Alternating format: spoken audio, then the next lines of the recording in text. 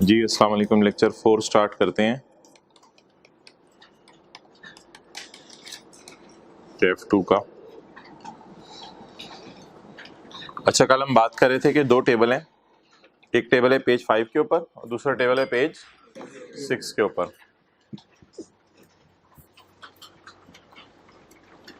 एक फिगर मैं बोलता हूँ मिसाल के तौर पे 5 मिलियन नहीं चलें, 5.2 मिलियन, 52000000। अब ये फिगर अब ज़रा देखें, पेज नंबर 5 वाले टेबल पे कहाँ आ रही है?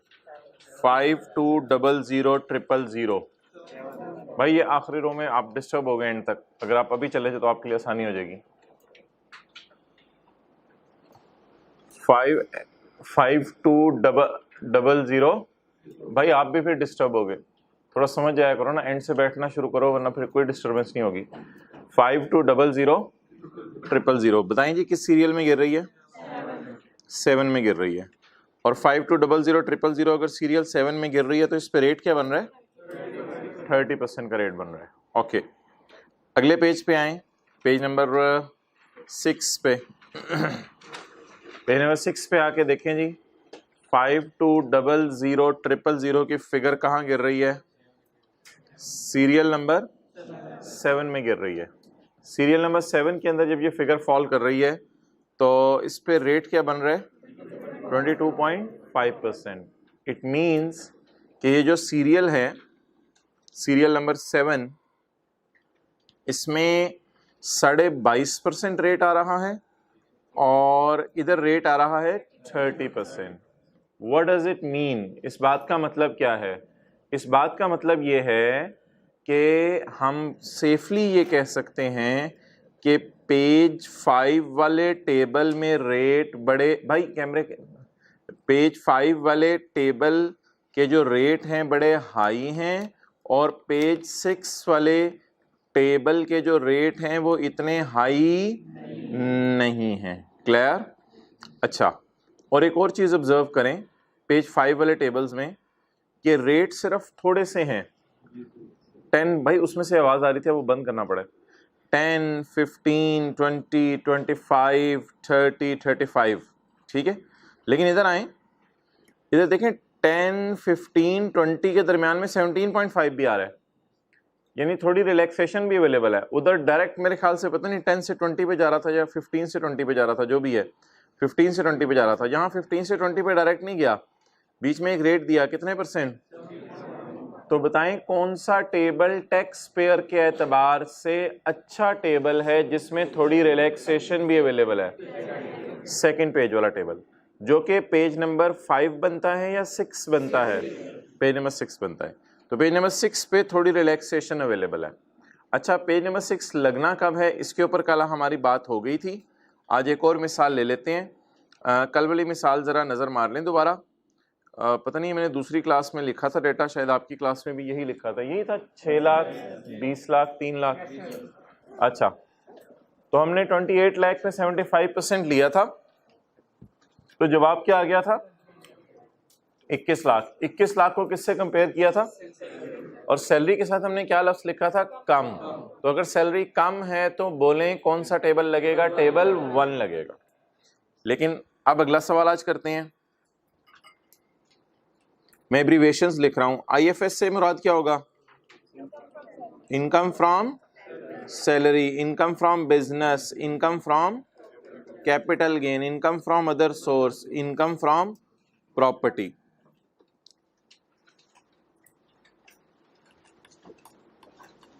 जी भाई, सैलरी कमाई है इन साहब ने 5 मिलियन, बिजनेस से इनकम कमाई है 6 lakh, capital gain property other source है कोई नहीं। टोटल इनकम कितनी हो गई जी?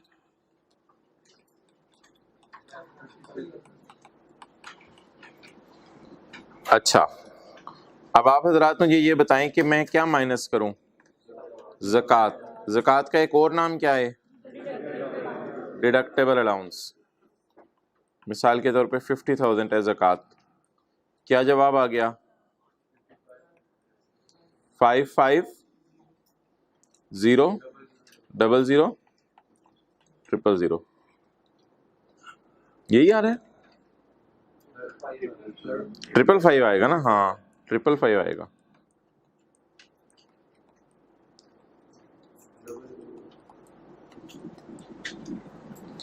इट इज कॉल्ड एज बोले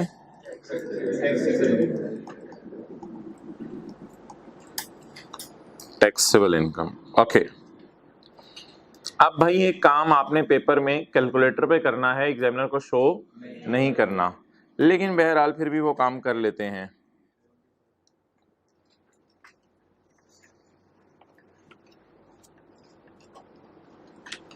इंटू 75%, जी क्या जवाब आया? 4162500 यानी 4.1।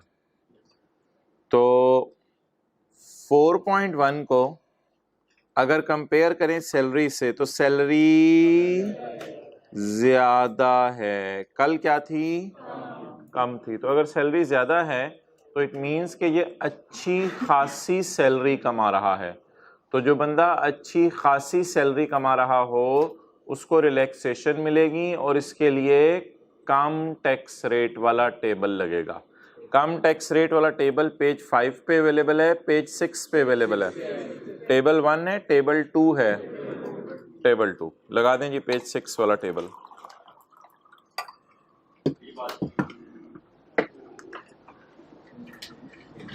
आप आए थे कल? टैक्सेबल इनकम का लेना है कितने परसेंट? 75%। 75% लेके किससे कंपेयर करना है? सैलरी से। इन दोनों फिगर्स को कंपेयर करें, अगर सैलरी इससे ज्यादा आ रही हो तो फिर आपने टेबल 2 लगाना है, जो किस पेज पे दिया हुआ है?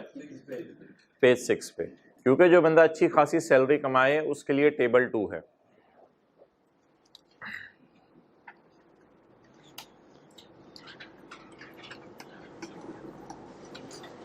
ओके, अब ये 416 to 500 का करना कुछ नहीं है, अब इसको मैं मिटाने लगाऊं, यानी ये तो सिर्फ किसके लिए था? डिसीजन लेने के लिए था। कौन सा डिसीजन लेने के लिए? तो टैक्स किस टेबल के मुताबिक लगना है? टेबल 2 के मुताबिक। ये बात डिसीजन लेने के लिए थी। देखें देखें देखें, अब मैं इसको मिटाने लगाऊं, अब इसका कोई कंसर्न नहीं इधर। क्लियर? बस अब डिसाइड हो गया कौन सा टेबल लगना है? टेबल 2 लगना है। तो टेबल 2 लगवाएं जी। सीरियल नंबर कौन सा बन रहा है? 7 बन रहा है, क्योंकि 5 मिलियन से ज्यादा कमा रहे हैं और 8 मिलियन से, तो 6,70,000 टैक्स देना ही देना, plus 22.5% of the amount exceeding 5 million. अब आप मुझे बताएं, ये 5 मिलियन, ये वाली अमाउंट देखनी है आपने, अमाउंट एक्सीडिंग 5 मिलियन में कौन सी वाली अमाउंट देखनी है? ये वाली टैक्सेबल इनकम। बता दें ये अमाउंट 5 मिलियन से कितना बढ़ रही है? ये अमाउंट 5 मिलियन से कितना बढ़ रही है? 5,50,000। क्लियर?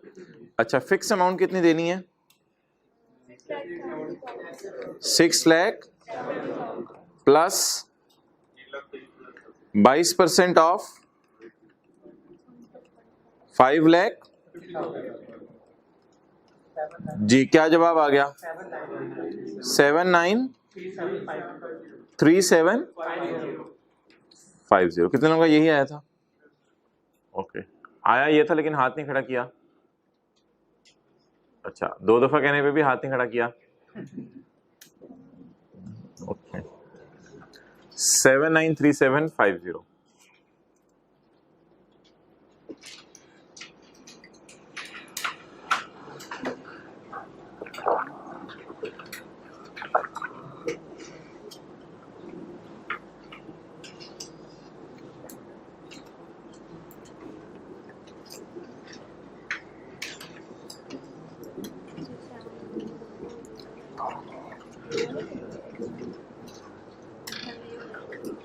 चलें जी, अगला सवाल।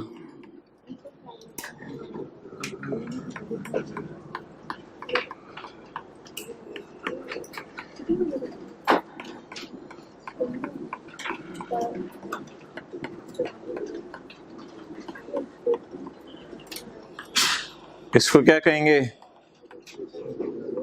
टोटल लेस ज़कात। ज़कात का क्या नाम है दूसरा? डिडक्टेबल। ये क्या आ गई? Taxable income. कितनी? 12 मिलियन। टैक्स निकालें जी, 12 मिलियन पर टैक्स।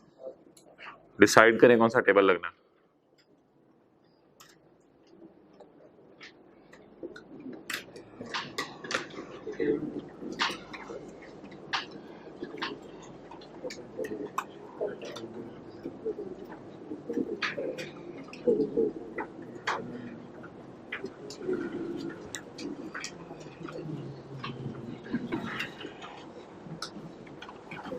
जी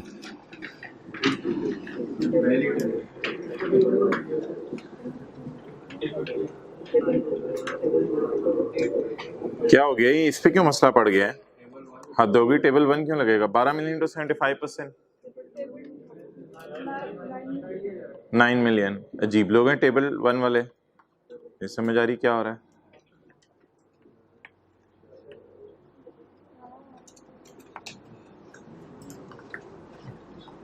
हैरान हुआ मैं। सीधी सीधी सी बात है। कोई स्टेप्स बच्चों वाले स्टेप्स हैं तो शायद चौथी क्लास के बच्चे को समझा दीजिए, बात समझा दीजिए। टैक्सेबल इनकम का क्या लेना है? किससे कंपेयर करना है? सैलरी के साथ कम का लफ्ज लिखना है या ज्यादा का? वो डिपेंड करता है क्या होगा, लेकिन फिलहाल सैलरी के साथ कौन सा लफ्ज लिखेंगे? ज्यादा का। तो सैलरी ज्यादा होगी तो टेबल, बस जब भी इधर ज्यादा का लफ्ज आएगा तो कौन सा टेबल लगेगा? टेबल 2। टेबल 1 कहाँ से आ गया था? ओके, बस ये डिसीजन लेने के लिए है। अब इसको मिटा देंगे हम, ये पेपर में एग्जामिनर को शो नहीं करना। ये तो डिसीजन लेने के लिए था। ओवर। चलें जी, 12 मिलियन। 12 मिलियन पे कौन सा सीरियल लगेगा? 8 कैसे लगेगा? बिल्कुल 8 लगेगा, क्योंकि देखिए 9 में लिखा हुआ है वे टैक्सेबल इनकम एक्सीड 12। हमारी 12 से एक्सीड नहीं कर रही, हमारी कितनी है? एग्जैक्ट 12 है। तो कौन सा सीरियल लगेगा? 8। 1345,000 plus 25% of amount exceeding 8 million. 8 million से जो अमाउंट बढ़ रही है उसका कितने परसेंट लेना है? 25%। क्लियर? अच्छा, पहले ये बता दें 25 मिलियन से कितनी अमाउंट, वो 8 मिलियन से कितनी अमाउंट बढ़ रही है? ये जो अमाउंट है जिसे मैं येलो में हाईलाइट करने लगा हूं, ये 8 मिलियन से कितनी बढ़ रही है? अब मेरे पास जगह नहीं है इसलिए मैं टैक्स इधर कैलकुलेट कर रहा हूं। जी कितना है? 2345,000 प्लस 1345,000 प्लस 25% ऑफ 4 मिलियन।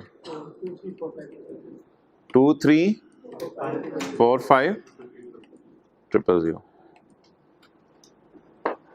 1,20,00,000 में से 23 लाख दे देंगे हुकूमत को?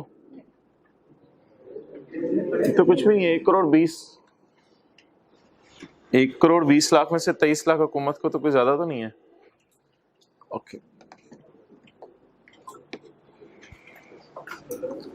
ओके, आगे चलें जी।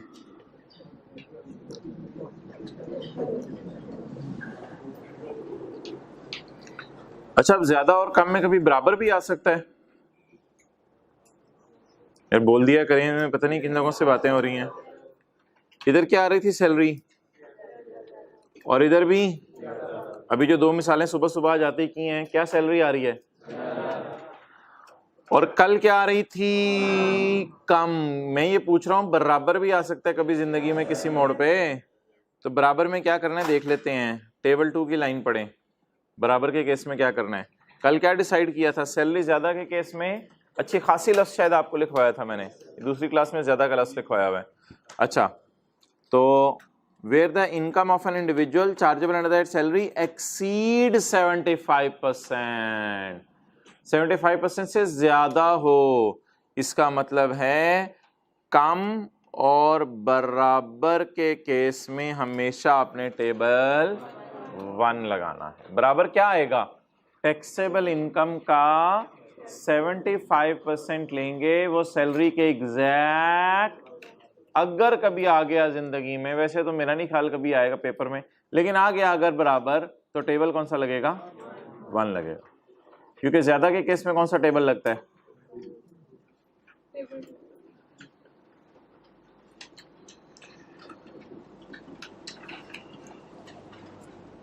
आ जाओ भाई, आगे आ जाओ इस लाइन में। फर्स्ट डे आपका वो okay, it's over from my side. मेरी तरफ से अब ये ओवर है। सैलरीड इंडिविजुअल की डेफिनेशन आ रही है, सैलरीड पर्सन की, पेज 6 पे। An individual whose income from salary exceed 75% ऑफ, किसका 75% लें? टैक्सेबल इनकम का। उसे किससे कंपेयर करें? सैलरी से। और सैलरी अगर ज्यादा आ जाए तो उसे क्या समझा जाएगा? Salaried person. सैलरीड पर्सन कौन होता है? जो सैलरी कमाए? नो, जिसकी टैक्सेबल इनकम का 75% लें और सैलरी उससे, उस पर्सन को क्या कहा जाएगा? Salaried person.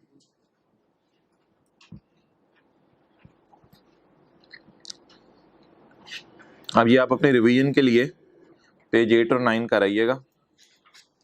पेज 8 पे कितनी एग्जांपल्स हैं? 1 2 3 4 5 6 7 8 9। तो ये पेज 10 तक जा रही हैं।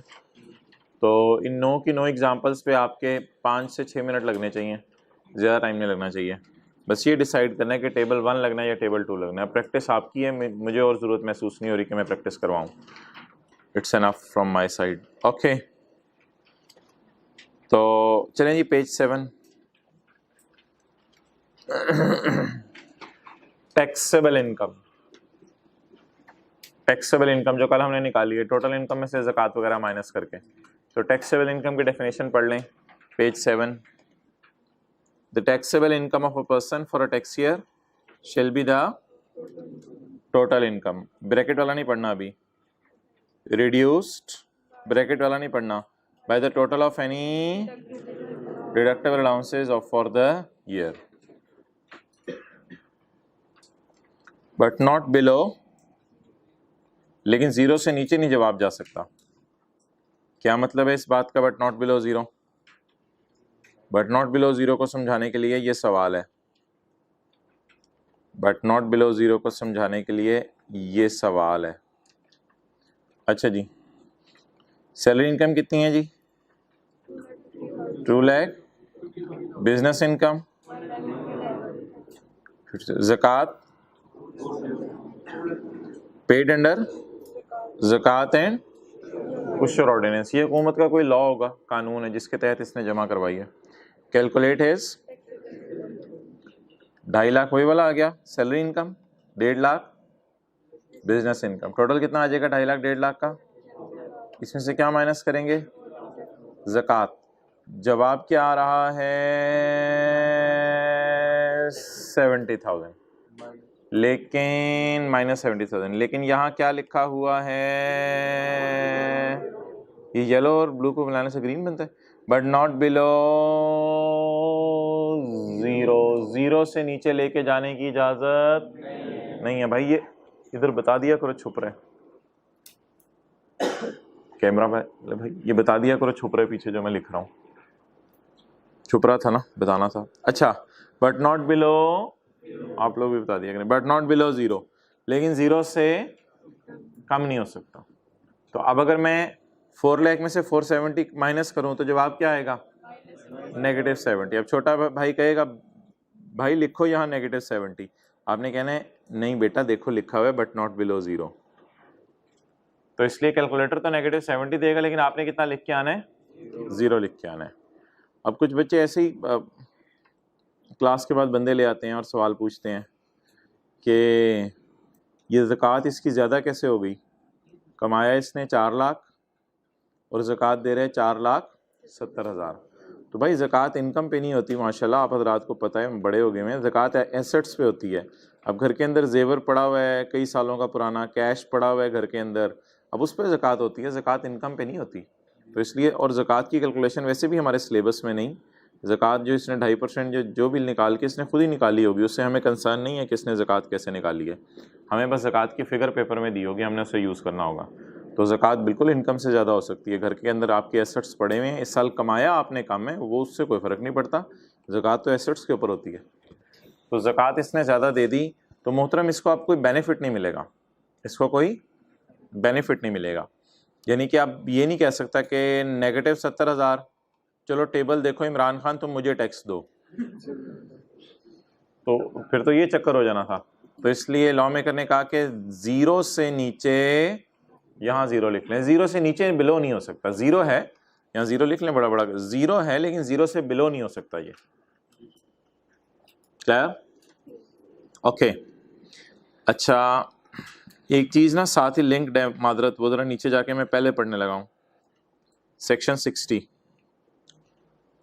अच्छा, ये जो ज़कात हमने माइनस करनी होती है ना 470 या जो भी है, तो एक बात याद रखिएगा, ये ज़कात सिर्फ वो होनी चाहिए जिसकी आपके पास रसीद हो, और रसीद सिर्फ उस ज़कात की होती है जो ज़कात आप उशर ऑर्डिनेंस के मुताबिक हुकूमत के ख़जाने में जमा करवाएं। जो ज़कात आप हुकूमत के ख़जाने में जमा ना करवाएं उसकी रसीद नहीं होती। और हुकूमत के ख़जाने में जो ज़कात जमा कराई जाती है उसे कहते हैं ज़कात पेड अंडर ज़कात एंड उशर ऑर्डिनेंस। तो एक बात याद रखिएगा, ज़कात जो आप गरीबों को दे दें, अपने रिश्तेदारों को दे दें, वो ज़कात उस पर आपको कोई बेनिफिट नहीं मिलेगा। ज़कात सिर्फ तब माइनस करने की इजाज़त होगी जो उशर ऑर्डिनेंस के मुताबिक जमा कराई है। A person shall be entitled to a deductible allowance, आपको ज़कात माइनस करने की इजाज़त है। डिडक्टेबल अलाउंस किसका? फॉर ज़कात, ज़कात का। Paid by the deductible allowance तो इसका ब्रॉड नाम है ना। A person shall be deductible allowance, आपको माइनस करने की इजाज़त है ज़कात paid by the person in a year under ज़कात एंड उशर ऑर्डिनेंस। तो ये कानून 1980 में बना था। तो इस हुकूमत के खजाने में जाके आप जमा करवाएं पैसे, तो आपको ज़कात डिडक्टेबल अलाउंस के तौर पे माइनस करने की इजाज़त है। अच्छा, अब क्या कुछ लोग करते थे,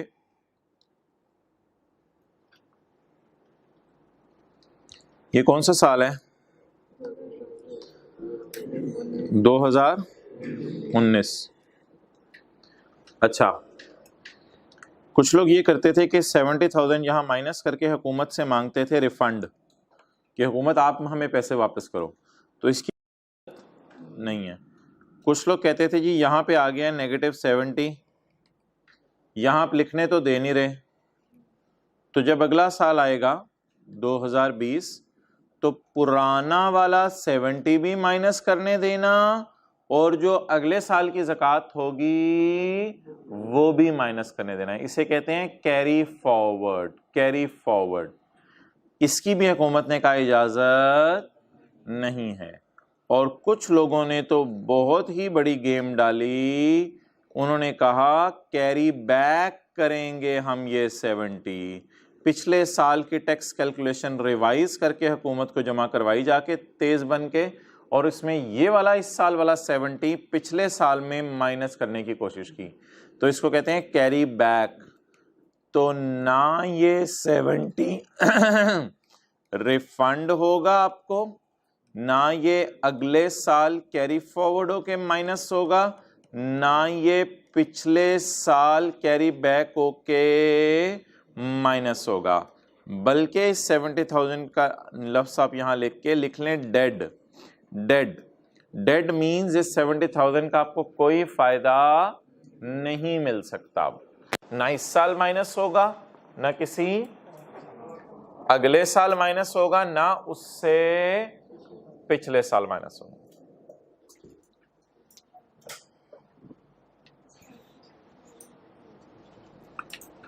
ओके, कैरी फॉरवर्ड क्या मतलब? अगले साल माइनस कर लो। लॉ मेकर कहते नहीं, कैरी बैक मींस पिछले साल माइनस कर लो, इसकी भी इजाजत नहीं है।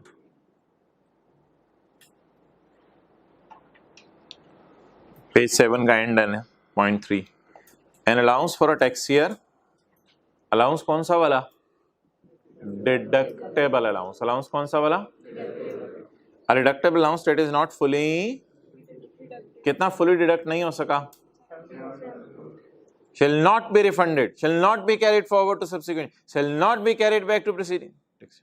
तो ना कैरी फॉरवर्ड होगा, ना कैरी बैक होगा, और ना रिफंड होगा। ये डब्बे में जो बात दी होती है आपके समझने के लिए दी होती है, ये आपने याद नहीं करनी होती। ज़कात पेड टू रिश्तेदार लॉ का हिस्सा नहीं है ये। Will not be deducted because it is not considered as ज़कात एज पर ज़कात एंड रिलेटिव्स, बेगर्स, रिलेटिव्स को काट के बेगर्स नहीं लिखना, बुरा मना जाएंगे। Relatives, beggars will not be deducted. रिश्तेदारों को, गरीबों को ज़कात दे दें, वो माइनस करने की इजाज़त। इफ द क्वेश्चन इज खामोश अबाउट ज़कात, अगर सवाल बता ही नहीं रहा ज़कात आपने कैसे जमा करवाई, जैसे कि हमारा सवाल था, कल से जो सवाल हम किए जा रहे हैं उनमें नहीं बता रहा ज़कात आपने कैसे जमा करवाई, तो फिर इस सूरत में ज़्यूम हम कर लेंगे कि ज़कात एंड उशर ऑर्डिनेंस के मुताबिक जमा करवाई। बेशक पेपर में अजम्पशन लिख दीजिएगा, दिन ज़कात इज बीइंग पेड अंडर ज़कात एंड, तो ये ज़्यूम कर लेंगे ज़कात एज पर उशर ऑर्डिनेंस जमा करवाई।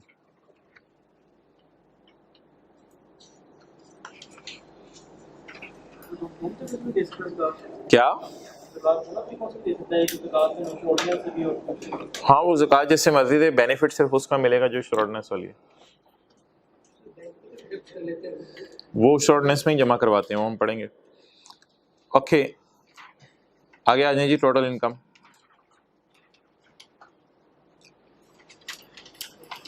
इसी पेज पे हम, पेज 7 पे total income. Total income is sum of person's income under all heads of income for the year। सारे heads of income को जमा कर लेंगे, that is called as बोले टोटल इनकम। इसको जरा मैं अभी रेड सिग्नल दे रहा हूं, इसे बाद में करेंगे। हेड्स ऑफ इनकम कौन से हैं जी? कैपिटल गेन और अदर सोर्स, ये हेड है। नौकरी करना, घर किराए पे देना, कारोबार करना, शेयर खरीद के बेचना, और कोई इनकम कमाना जो ऊपर वाले में फॉल ना कर रही हो। अच्छा,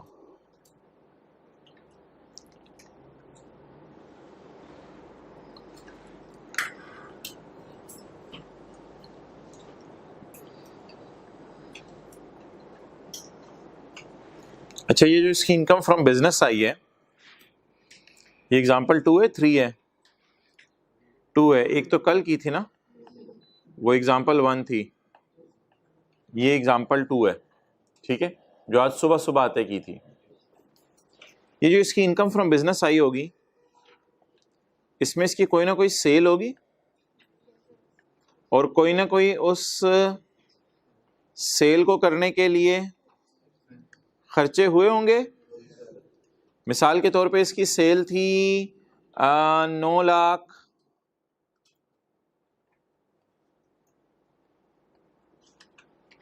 और खर्चे थे 3 लाख, तो इसका प्रॉफिट कितना आया होगा? तो अब एग्जाम्पल 2 अगर आपकी आंखों के सामने है तो मुझे बता दें, सेल जो सुबह सुबह हमने एग्जाम्पल की है, इसकी सेल कितनी है, खर्चे कितने हैं, नेट प्रॉफिट। हम हुकूमत को सेल पे टैक्स देंगे या प्रॉफिट पे टैक्स देंगे? जो सेल की उस पे टैक्स देंगे या जो बचा उस पे टैक्स देंगे? जो प्रॉफिट बचा उस पे टैक्स देंगे। बिजनेस में टैक्स कैसे, बिजनेस की प्रॉफिट कैसे निकलते हैं? Sale minus expenses. अच्छा, ये 3 लाख कहाँ माइनस किया करेंगे? ज़कात के साथ माइनस किया करेंगे या रेलिवेंट हेड में माइनस किया करेंगे? रेलिवेंट हेड में। हो सकता है कैपिटल गेन के भी कोई खर्चे हों, शेयर खरीदने के, हो सकते हैं अदर सोर्स के भी, घर किराए पे दिया, रिपेयर वगैरह कराई हो, खर्चे तो होते हैं हर हेड के। तो बता दें, हर हेड की जो इनकम निकला करेगी वो सेल हुआ करेगी, जिसको ग्रॉस रिसीट कहते हैं, या सेल में से खर्चे माइनस करके आएगी? प्राइस आपकी फीस पे हुकूमत को टैक्स देगा या फीस में से बिजली के बिल, टीचर की सैलरीज माइनस करेगा? माइनस करके टैक्स देगा। क्लियर? अच्छा, ये जो है ना सेल, इसे हम नाम देंगे चार्जेबल, और ये जो है ना एक्सपेंसेस, इनको हम नाम देंगे डिडक्शन। डिडक्टेबल नहीं, क्योंकि डिडक्टेबल तो नीचे एक चीज पड़ी हुई है, उसका नाम क्या है, ज़कात। तो ये अगर आप जाएं इस एग्जांपल को ढूंढने जो आज सुबह सुबह आते ही किया है, सेल माइनस एक्सपेंसेस यहां लिख लें। ये एग्जांपल अगर आपने रजिस्टर पे नोट की हुई है कहीं, सेल लिख लें 9 लाख, एक्सपेंसेस लिख लें 3 लाख। ढूंढे ये एग्जांपल, सुबह सुबह आते ही की थी।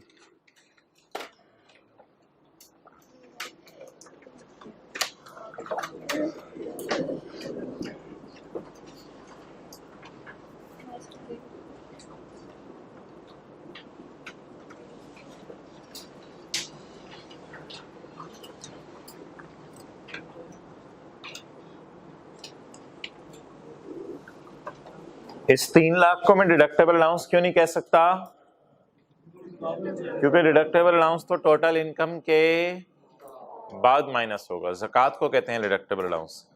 इस 3 लाख को डिडक्टेबल अलाउंस कहेंगे या डिडक्शन? डिडक्शन। और सेल का मुश्किल सा नाम क्या है, चार्जेबल। चार्जेबल, टैक्सेबल समझ लें।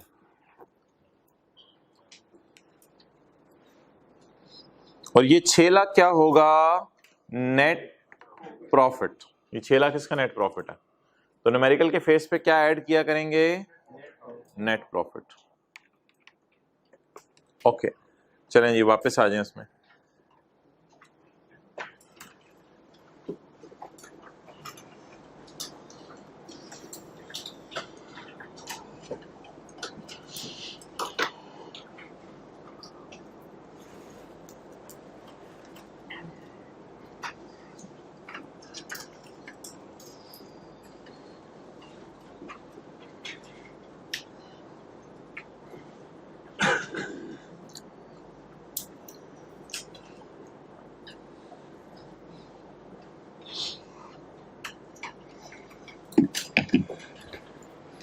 Okay,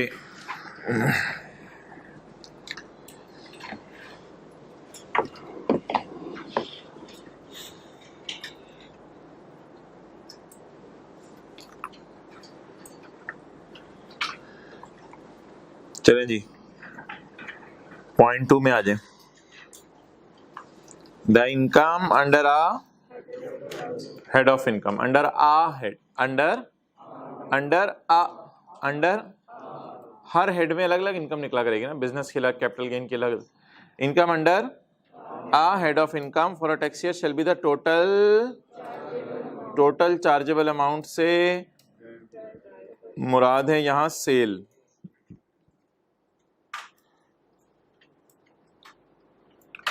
total chargeable amount derived by the person या बिजनेसमैन, इस सवाल में अगर वो बिजनेस करा था, total chargeable amount derived by the person under the head, उस हेड में, माइनस इसमें से क्या करना है, minus total deductions. Total deductions, deductions का क्या मतलब है, डिडक्शंस या deductible allowance, deductions.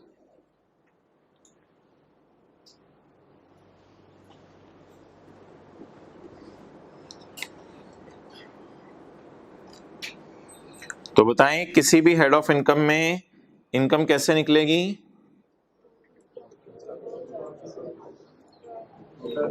Total chargeable amount reduced by total deductions.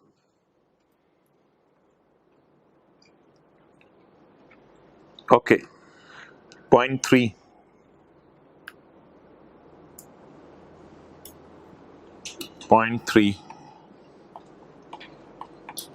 Business की सेल कितनी थी, 9 लाख थी ना अभी थोड़ी देर पहले जो मैंने शो की थी, और खर्चे कितने थे, फर्ज करें ये 3 लाख नहीं थे, 13 लाख थे।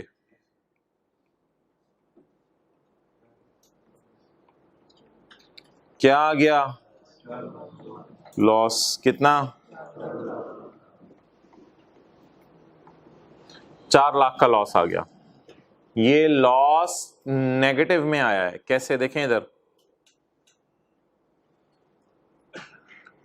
9 लाख माइनस 3 लाख नहीं, 9 लाख माइनस 13 लाख। फर्ज करें बिजनेस के खर्चे बहुत ज्यादा हो गए, 9 लाख माइनस 13 लाख, तो यहां क्या आ गया? नेगेटिव। भाई ये नेगेटिव लिखने की इजाजत है, वो कोई और नेगेटिव है जो मैंने मना किया था। प्लीज, वो कौन सा नेगेटिव है? Do not mix up the things. Total में से ज़कात माइनस करें तो 0 से नीचे नहीं लिख सकते, लेकिन अगर बिजनेस में सेल में से आप खर्चे माइनस करें तो लॉस आ सकता है। ये नेगेटिव की इजाजत है, कोई मसला नहीं, इसका नाम लॉस रखेंगे और इसे माइनस करने की इजाजत होगी। ठीक है, लॉस है आपका, नेचुरल है, नॉर्मल सा लॉस है बिजनेस का, कोई नहीं, आप उसे रिकॉर्ड करें। समझ आ गई बात? तो इसको नेगेटिव आप करेंगे, इसमें कोई हरज नहीं है। इसलिए इस 4 लाख को मैं ग्रीन सिग्नल दे रहा हूं, इस 4 लाख में मुझे एटलीस्ट कोई प्रॉब्लम नहीं है। ये 4 लाख नेगेटिव है और डंके की चोट पे हम बोलेंगे नेगेटिव है। ओके, वेयर टोटल डिडक्शंस कितनी है जी? Total deductions 13 lakh. allowed to a person for a tax year under a head of income exceed the total amount chargeable to tax. What is total amount chargeable? What are total deductions? The banda shall be assumed as sustaining a, ये loss आ गया आपको। यहां इसने मना नहीं किया कि loss नहीं है, ये जहां इसने लॉस माना है इसे ये समझा जाएगा बंदे को लॉस आ गया। हमने कहा फिर इस 4 लाख का करना क्या है? इस 4 लाख को यहां से हम माइनस करते हैं। कहते हैं वो बड़ी डिटेल से बात होगी, इस 4 लाख को करना क्या है वो जरा सब्र कर लो आप। कहते हैं आ लॉस, वो जो 4 लाख आपको नजर आ रहा है, a loss shall be dealt in accordance with chapter 14। कहते हैं वो चैप्टर 14 में जाके देखेंगे इस लॉस का क्या करना है। अभी कहते हैं इस बात को छोड़ो, ये तकरीबन 5-6 दिन लगेंगे इसको समझने में कि इस 4 लाख का अब करना क्या है। तो बहरहाल बता दें जी क्या बना नट शेल। सेल में से खर्चे माइनस करें नेगेटिव आ सकता है, टोटल इनकम में से ज़कात माइनस करें नेगेटिव आ सकता है।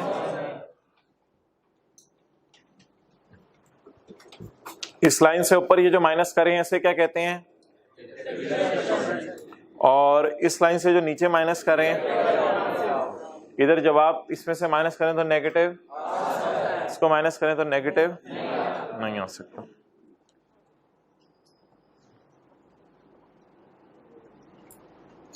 चलिए अब आगे कमाल बात आने लगी है पॉइंट 5 और 6 में, जो हमने कल डेफिनेशन पढ़ी थी रेजिडेंट की और नॉन रेजिडेंट की, उसकी सिग्निफिकेंस आने लगी है। परसों हमने डेफिनेशन पढ़ी थी, उसका मकसद क्या था रेजिडेंट और नॉन रेजिडेंट का। अच्छा जी, ये नीचे एक टेबल बना हुआ है, इसको देखते हैं। सिर्फ व्हाइट बोर्ड की तरह देखना है आपने।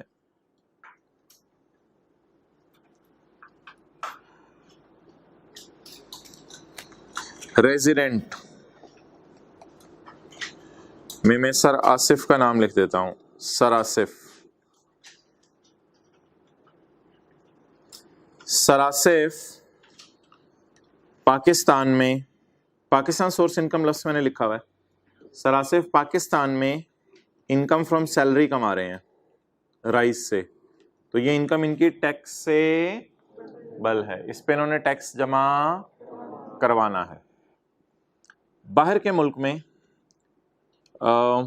जर्मनी के अंदर ना सर आसिफ का एक पेट्रोल पंप है। नहीं, ये बस अब मैंने आपको बता दिया, आपने ज़्यादा आगे नहीं बात। जर्मनी में इन्होंने एक पेट्रोल पंप खोला हुआ है। तो ये कौन सी इनकम कमा रहे हैं जी? Foreign source income. तो ये भी टैक्सेबल है, ये तो बिजनेस होगी ना, तो ये भी टैक्सेबल है। जब ये साबित हो जाए कि कोई बंदा पाकिस्तान में 183 डेज रुक गया तो वो क्या बन गया? सर से तो 365 डेज ही पाकिस्तान थे, बस बीच में 5 दिन के लिए आप चलें लगा लें गए थे जर्मनी, लेकिन वो ऑब्वियसली आप लोगों को तो नहीं पता होगा। तो वो 5 दिन के लिए जर्मनी गए थे, तो 360 दिन जो है वो पाकिस्तान में मौजूद रहे, तो इसलिए वो क्या बन गए? रेजिडेंट बन के बंदा फंस जाता है। रेजिडेंट बंदा अपनी वर्ल्ड इनकम पे टैक्स जमा कराता है, रेजिडेंट बंदा अपनी वर्ल्ड इनकम पे टैक्स जमा कराता है। यानी रेजिडेंट बंदा जो है पाकिस्तान वाली इनकम पे भी टैक्स जमा कराएगा और बाकी अगर दुनिया में 250 कंट्रीज हैं उनमें से एक कंट्री पाकिस्तान है, 249 कंट्रीज में जहां जहां इसने पंगा डाला हुआ है उस मुल्क में जितना जितना कमा रहा है उन सब पे आके पाकिस्तान की हुकूमत को टैक्स जमा करवाएगा। बाहर की हुकूमतें अगर टैक्स ले लें वो अलग सवाल है, वो किसी और चैप्टर में हम पढ़ेंगे। मैं सिर्फ ये कह रहा हूं कि इमरान खान या FBR वाले सरासिफ से पाकिस्तान वाली इनकम पे भी टैक्स मांगेंगे और जितने मुल्कों में पेट्रोल पंप खुले हुए हैं सारे मुल्कों में पाकिस्तान में आके ये टैक्स जमा कराएंगे। बाहर वाले अगर उनसे टैक्स मांगते हैं तो वो इस वक्त हमारा पॉइंट ऑफ डिस्कशन नहीं है। तो रेजिडेंट मारा जाता है, इसकी कौन कौन सी इनकम टैक्सेबल होती है? पाकिस्तान सोर्स और फॉरेन सोर्स। अच्छा जी, आगे चलें। आगे जी, सचिन तेंदुलकर साहब, ये पाकिस्तान में मैच खेलने आए, मैच खेलने आए। तो ये मैच से जो इन्होंने कमाया, ये इनकम मैच किस हेड में इनकम जाती है वो हमारे स्कोप में नहीं है, इसको छोड़ें। अच्छा, मैच खेलने आए, वो जब हेड्स ऑफ इनकम देखेंगे उस वक्त देखेंगे। अच्छा, मैच खेलने आए, तो पाकिस्तान में मैच खेलने आए तो ये इनकम पे क्या देना पड़ेगा? मैन ऑफ द मैच मिला, जो पैसे मिले इस पे क्या देना पड़ेगा?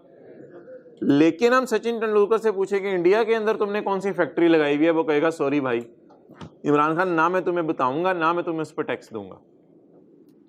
तो बता दें जो सबसे बड़ी बात आज सीखी कि नॉन रेजिडेंट की फॉरेन सोर्स इनकम टैक्सेबल नहीं है। अब जरा आप हजरात मुझे दोबारा ये फिल आउट करवा दें, ये फिल आउट करवा दें जी। पहला, दूसरा, तीसरा, चौथा। रेजिडेंट की पाकिस्तान की इनकम पे टैक्स मांगा जाएगा, सरासे की पाकिस्तान की इनकम पे? यस। रेजिडेंट की बाहर की इनकम पे टैक्स मांगा जाएगा? यस। नॉन रेजिडेंट की पाकिस्तान वाली इनकम पे टैक्स मांगा जाएगा, पाकिस्तान में जाके कमाई है इसने। एक बंदा 4, 5, 15, 20 दिन, 50 दिन, 60 दिन, 100 दिन, 182 दिन के लिए पाकिस्तान आया, उसे पाकिस्तान वाली इनकम पे टैक्स मांगा जाएगा? उससे बाहर वाली इनकम पे टैक्स मांगा जाएगा क्योंकि वो पाकिस्तान का रेजिडेंट ही, तो इसे बाहर वाली इनकम छोड़ो।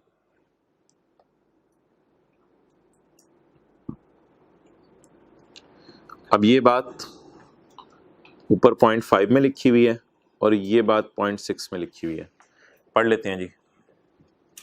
जब बात आपके समझाने के लिए लॉ की लैंग्वेज पढ़ लें।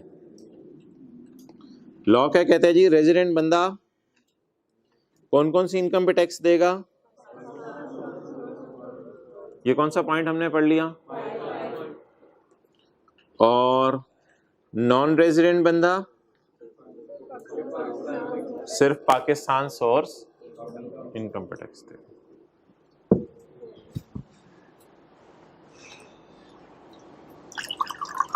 आप बता दें रेजिडेंट नॉन रेजिडेंट की डेफिनेशन में फायदा किसको हुआ?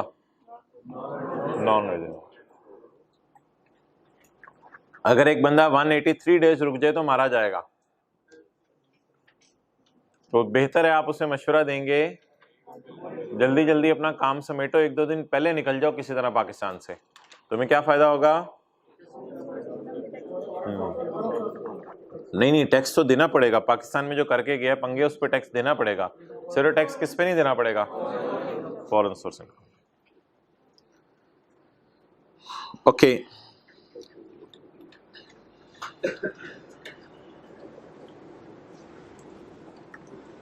अच्छा जी, ये पॉइंट हमारा रहता था पॉइंट बी, इसको पढ़ लेते हैं।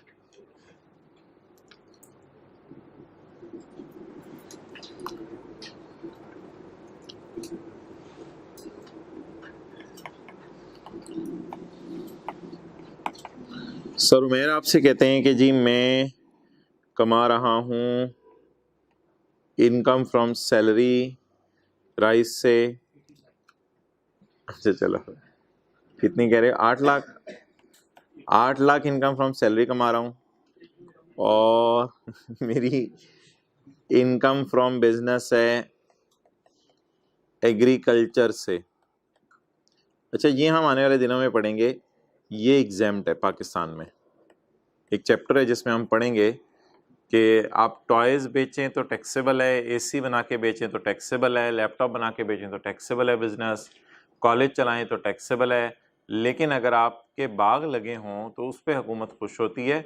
एग्रीकल्चर को प्रमोट करने के लिए बिजनेस इनकम एग्रीकल्चर की माफ़ है, इसलिए जितने एग्रीकल्चर वाले हैं वो पाकिस्तान में टैक्स जमा नहीं करवाते अपनी एग्रीकल्चरल इनकम पे।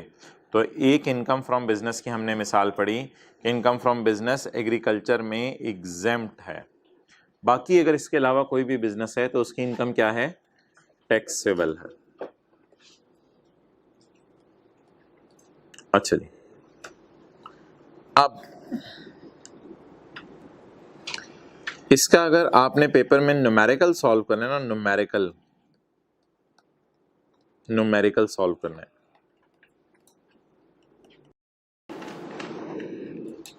तो न्यूमेरिकल आप ऐसे सॉल्व करेंगे। इनकम फ्रॉम सैलरी कितनी है जी, 8 लाख, और टोटल इनकम 8 लाख। वो तो एग्जेम्प्ट है ना, और ज़कात वगैरह माइनस करके। तो न्यूमेरिकल में हमने क्यों इग्नोर कर दी एग्रीकल्चर इनकम, क्योंकि एग्जेम्प्ट है। अब टेबल में जाके हमने ये नहीं देखना 6 लाख पे क्या टैक्स लगेगा, टेबल में जाके सिर्फ क्या देखने में, जो टेबल थे 8 लाख पे। अच्छा, लेकिन एक चीज लॉ मेकर ने थोड़ी अजीब से लिखी हुई है,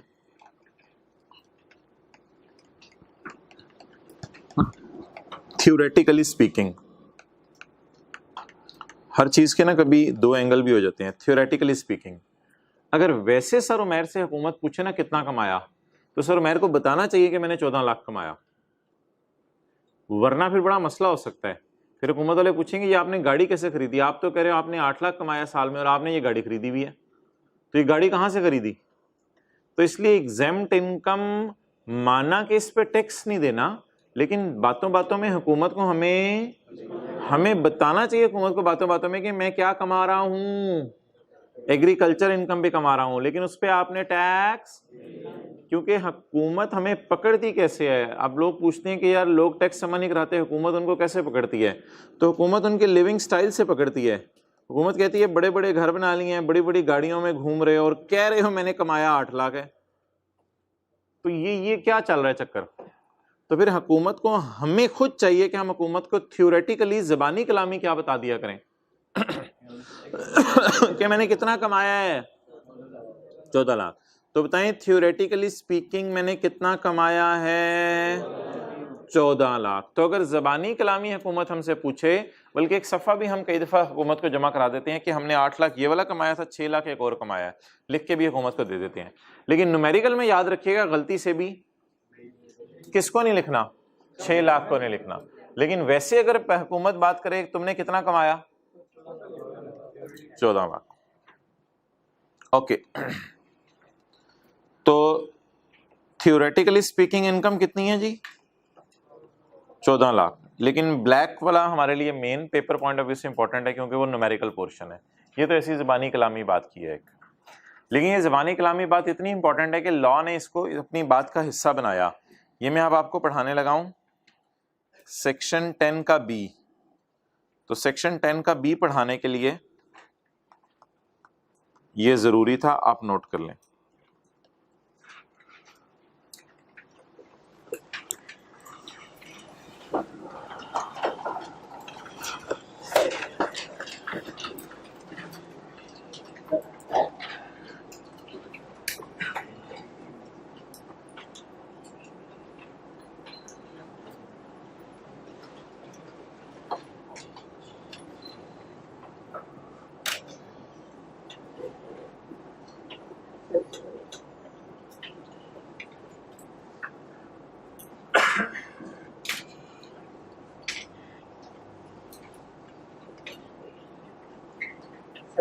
जी अगर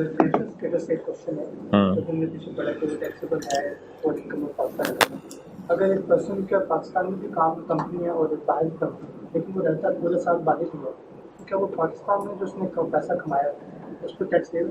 वो तो नॉन रेजिडेंट है ना, तो नॉन रेजिडेंट के लिए क्या रूल पड़ा है, नहीं नॉन रेजिडेंट के लिए रूल क्या पड़ा है, हाँ तो 0 डेज रुका ना, तो क्या बन गया, नॉन रेजिडेंट 2। लेकिन पाकिस्तान में consular tax हाँ पाकिस्तान में देगा, नॉन रेजिडेंट वाला रूल लगेगा, simple.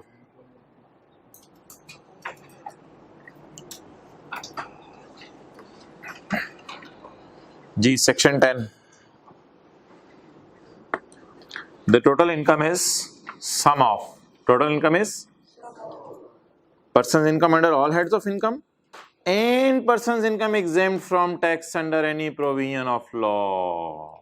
Under any provision of law हम पढ़ेंगे, प्रोविजन ऑफ लॉ होता है लॉ का कानून, वो प्रोविजन हम पढ़ेंगे सेक्शन 41 है शायद बिजनेस वो एग्रीकल्चर का। तो अब बताएं इधर मैं कितना लिखूं, 8 लाख, इधर कितना लिखूं, 6 lakh. What is my total income? लेकिन ये बात थ्योरी की हद तक है, ये जो पॉइंट बी है थ्योरी की हद तक है। तो थ्योरी की हद तक मेरी टोटल इनकम कितनी है, 14 लाख, लेकिन न्यूमेरिकल में टोटल इनकम कितनी लेके जाऊंगा, 8 लाख। तो अगर कभी पेपर में टोटल इनकम की डेफिनेशन आ गई तो टोटल इनकम में आप एग्रीकल्चर भी डाल दीजिएगा, कोई मसला नहीं, टोटल तो है ना। लेकिन अगर कभी न्यूमेरिकल करना पड़ गया तो फिर उसमें आपने एग्रीकल्चर इनकम नहीं ऐड करनी, क्योंकि उस पर तो फिर टैक्स लग जाएगा। लिख रहे हैं आप लोग, ये साथ साथ लिखते होते हैं, ये याद रहता है, ये याद भी अभी रहता है 5-10 मिनट तक, घर जाके भी भूल जाता है और फिर आगे कभी दूसरे दिन किताब उठा के देखें फिर तो वैसे नहीं ये बातें याद रहती, क्या बात हुई थी पता नहीं, लिखते नहीं आप लोग, बॉल पॉइंट डेप्रिशिएट हो जाती है। तो एग्जेम्प्ट इनकम को भी आपने टोटल इनकम का पार्ट बनाना है। अब वैसे तो एक ऊपर लाइन मैंने छुड़वाई हुई थी, वो मैं आपको कटवा देता हूँ क्योंकि आपको बात समझ आ गई है, और लॉ में कोई सेक्शन सब सेक्शन के रेफरेंस दिए हो तो वो कोई याद रखने ज़रूरी नहीं है। लेकिन उसने ना ऊपर एहतियात के दर्जे में बात बता दी है कि जब आपने न्यूमेरिकल सॉल्व करना है ना तो सिर्फ क्लॉज ए ऑफ सेक्शन 10 लेनी है। यहाँ उसने लिखा नहीं न्यूमेरिकल आपने करना है, क्योंकि लॉ में अगर इतनी वाज़ेह चीज़ें नहीं बताता हूँ, मैं आपको बता रहा हूँ। जब आपने न्यूमेरिकल सॉल्व करना है ना तो फिर आपने सिर्फ 10 का ए लेना है। क्या मतलब? फिर आपने सिर्फ बोले बोले बोले 10 का ए लेना है। ऊपर उसने ब्रैकेट में ये बात लिखी हुई थी, लेकिन छोड़े पर आप लोगों ने क्या लिखनी क्या याद करनी, लीव इट, बस आपको कॉन्सेप्ट जहन में रह गया, इसलिए इस ब्रैकेट को अगर आप काट भी दें तो कोई हर्ज नहीं पेपर में। बस आपको ये बात पता होनी चाहिए कि थ्योरेटिकली स्पीकिंग टोटल इनकम में कौन सी इनकम शामिल है, बोलें एग्जेम्प्ट इनकम, बोलें टोटल इनकम में कौन सी इनकम शामिल है, थ्योरेटिकली स्पीकिंग। लेकिन न्यूमेरिकल में एग्जेम्प्ट इनकम शामिल नहीं करनी। ओके अच्छा, ये दो ना डिडक्टेबल अलाउंसेस और आ रहे हैं, इनकी तरफ आ जाते हैं। पहले आप 1-2 मिनट लगा के ये ज़रा पढ़ लें, बस ये सफ़ा एक दफ़ा दोबारा, पेज 7।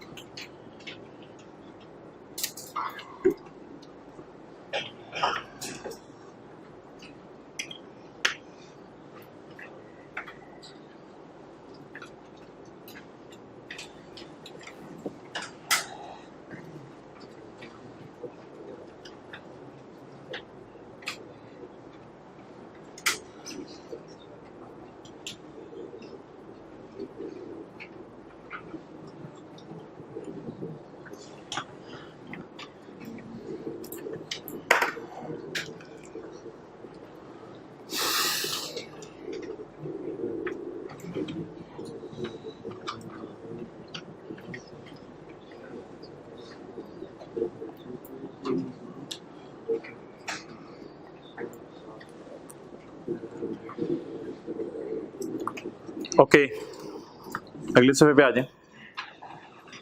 सेक्शन 60A और 60B।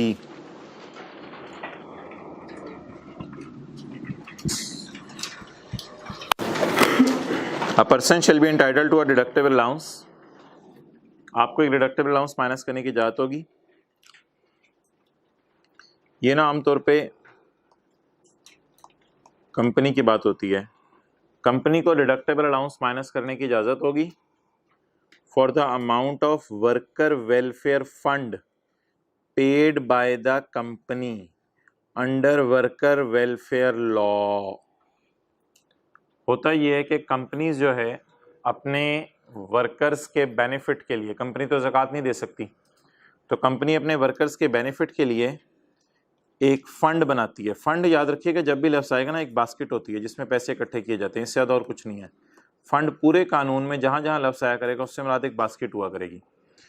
तो कंपनी अपने वर्कर्स के वेलफेयर के लिए एक बास्केट में कुछ पैसे अलग करके रखती रहती है। वो जो पैसे कंपनी अलग करके रख रही है वो कंपनी को ज़कात तो माइनस करने की इजाज़त नहीं है, क्योंकि कंपनी इस पर ज़कात नहीं लगती, तो कंपनी को ये पैसे माइनस करने की इजाज़त है। आ कंपनी ये न्यूमेरिकली हमारे सिलेबस में नहीं है, क्योंकि कंपनीज की टैक्सेशन हमारे सिलेबस में नहीं है। इसलिए ये जो दोनों मैं पॉइंट पढ़ा रहा हूँ 60A और 60B पेपर में से थ्योरी की हद तक याद करना है। न्यूमेरिकल में मैंने ज़कात के साथ नहीं डलवाया आपको कल से, इसलिए कि ये न्यूमेरिकली हमारे सिलेबस में नहीं है। A person shall be entitled to a for the amount of any zakat paid, नहीं, any worker welfare fund, fund means basket में पैसे डाल दिए, बाय द कंपनी, किसने पैसे डाले, under worker welfare fund ordinance. Worker welfare fund ordinance कोई कानून होगा, उस कानून के दायरे में रहते हुए आपने पैसे डालने हैं। एक दो और कानून नए भी बन गए हुए हैं, वो भी उसने लिख दिया। और under any law relating to workers welfare fund enacted by सूबे, एक तो इसको काट दें। एक तो गवर्नमेंट ने, फेडरल गवर्नमेंट ने कोई कानून बनाया होता है, वो तो वर्कर वेलफेयर फंड ऑर्डिनेंस है। कुछ कानून सूबों ने भी बनाए हुए हैं, तो चाहे सूबा कानून बनाए चाहे फेडरल गवर्नमेंट कानून बनाए, बस जैसे ही आपने वर्कर की वेलफेयर के लिए, उनकी रिफाह आमा के लिए पैसा डाला बास्केट में, तो आम लोगों को ज़कात माइनस करने की इजाज़त है और कंपनी को WWF माइनस करने की इजाज़त है। दोबारा पढ़ें इसको ज़रा, ताकि इधर ही याद हो जाए। A person shall be entitled to a for the amount of zakat paid, WWF paid, किसने पे किया, कंपनी ने। अंडर के आगे दो बातें हैं, या अंडर वर्कर वेलफेयर ऑर्डिनेंस और any other law relating to worker welfare enacted by, enacted का क्या मतलब होता है, लगाया, इनेक्ट किया, लगाया, तो इनेक्टेड बाय बोले प्रोविंसेस। अगली लाइन जरा छोड़े, सेम लाइनिंग है आगे, worker participation fund.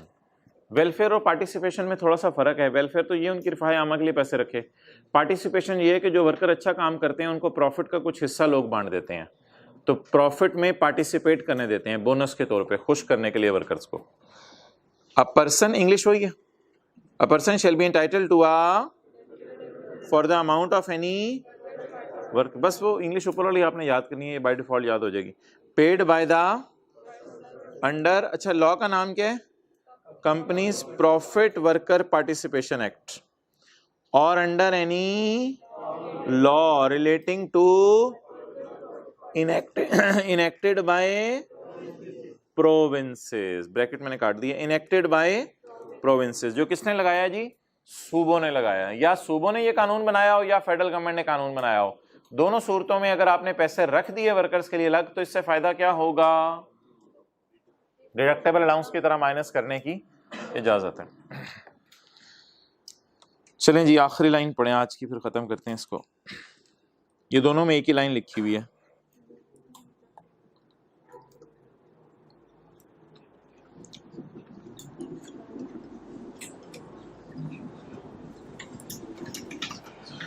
ट्रांसप्रोविंशियल establishment, ट्रांसप्रोविंशियल establishment. Provincial का क्या मतलब होगा, ट्रांसप्रोविंशियल, मिसाल के तौर पे पैकेजेस एक फैक्ट्री है, ये चले नेस्ले की फैक्ट्री है, तो नेस्ले एक इंडस्ट्री है जो कि स्पेसिफिक प्रोडक्ट्स में डील कर रहे हैं। नेस्ले की फैक्ट्री पंजाब में भी है, फैक्ट्री पंजाब में भी है और सिंध में भी है, तो नेस्ले को कहा जाएगा ट्रांस प्रोविंशियल एस्टेब्लिशमेंट। एस्टेब्लिशमेंट से मुराद एंटिटी, ऑर्गेनाइजेशन। नेस्ले को क्या कहा जाएगा, ट्रांस प्रोविंशियल एस्टेब्लिशमेंट। ऐसी एस्टेब्लिशमेंट जो 2 या 3 या 4 सूबों में एक वक्त में इकट्ठा काम कर रही है, trans provincial establishment.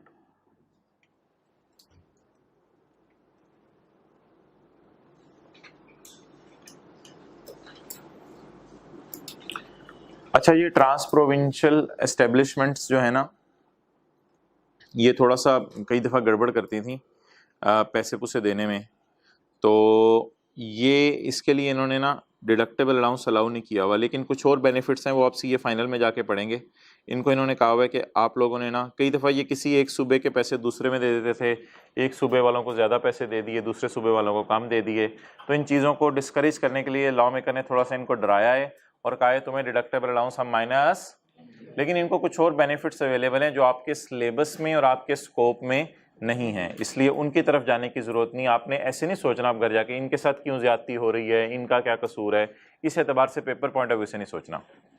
No deductible allowance, बोले no deductible allowance will be allowed for amount of WWF pay to provinces. ओए हो, ये लोग अपने एम्प्लॉयज को पैसे नहीं देते, ये प्रोविंस को, ये सूबे को पैसे दे देते हैं और सूबे वाले फिर इनके एम्प्लॉयज में बांटते हैं। अब आप कहेंगे सर फिर तो जबरदस्त तरीका है, पहले सूबे वालों को ये पैसे देते हैं फिर सूबे वाले इनके एम्प्लॉयज को बांटते हैं, फिर तो हुकूमत को अलाउ करना चाहिए। बिल्कुल करना चाहिए, आपकी बात बजाए, लेकिन हुकूमत ने इसकी जगह कुछ और बेनिफिट्स इनको दे दिए हैं जो यहाँ पे जिक्र नहीं किए गए।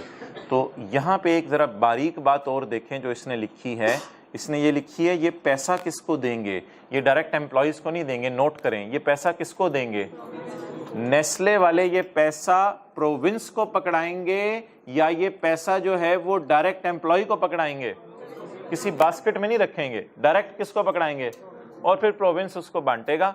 देखने में बिल्कुल बेनिफिट मिलना चाहिए, बट यहाँ नहीं, किसी और जगह लॉ ने कुछ इसको बेनिफिट दे दिए हैं जो हमारे स्कोप में नहीं है। अब जरा इंग्लिश दोबारा पढ़ें गौर करके।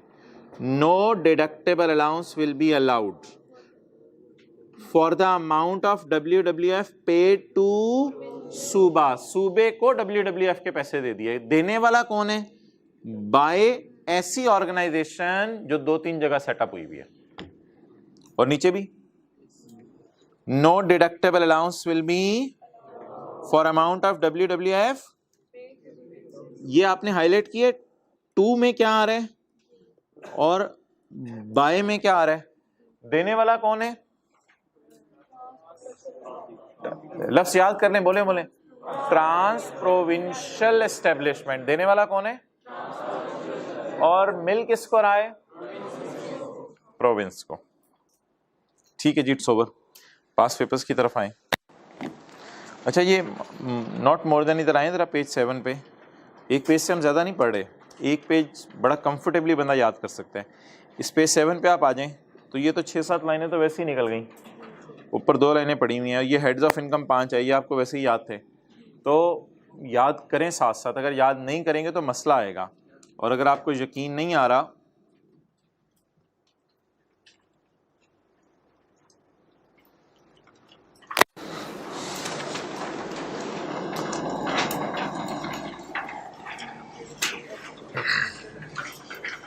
तो ये देख लें पास्ट पेपर के जो सवाल आ रहे हैं।